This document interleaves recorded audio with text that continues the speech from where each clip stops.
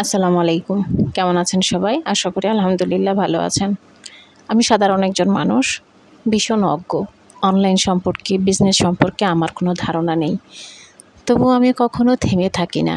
আমি স্বপ্ন দেখি একদিন আমার সব হবে, একদিন আমার নাম হবে, আমার রাইসা কালেকশন একদিন একটা ভালো ব্র্যান্ড হবে।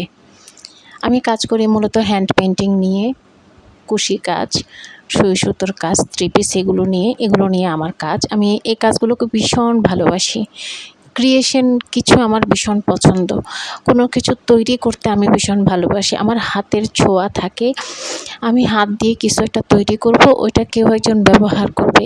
এই বিষয়টা আমার ভীষণ দুর্বলতা কাজ করে। আমি হ্যান্ড পেইন্টিংয়ের প্রথম কাজ শুরু করেছিলাম করোনাকালীন। তখন আমি হ্যান্ড পেইন্টিংয়ের কাজ সম্পর্কে ভালো ধারণা রাখতাম না। লাকিলি একজন সৌদি প্রবাসী ভাইয়া আমার পোস্টগুলো দেখার পরে আমাকে একটা sari, navy blue sari order করে। বলতে বাধা নেই, আমার শাড়ির কাজটা তেমন একটা ভালো হয়নি।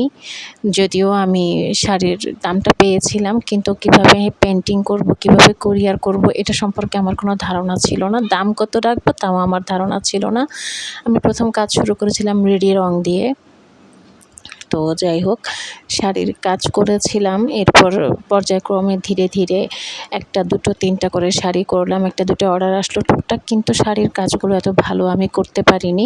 আমার রিপিট কাস্টমার কেউ হয়নি, সবাই ওই একবার নিয়েই শেষ করে দিয়েছিল অর্ডার, এতটুকুতেই।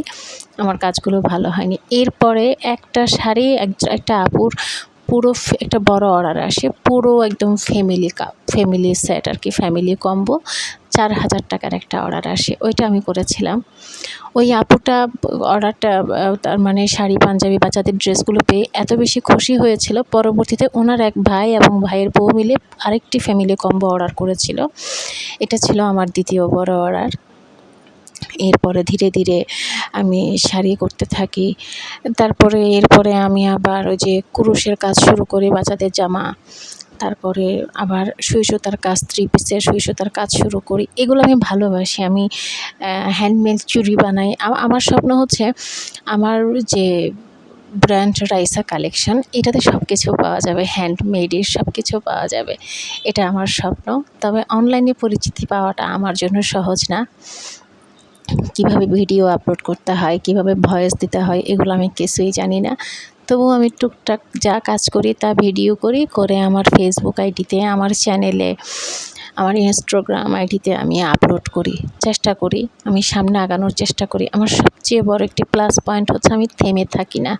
সেল না হলে মন খারাপ করে থেমে থাকি না। সেল হোক না হোক, আমি আমার কাজকে এগিয়ে নিয়ে যাওয়ার চেষ্টা করি, আমার কাজ নিয়ে এগিয়ে যাওয়ার চেষ্টা করি।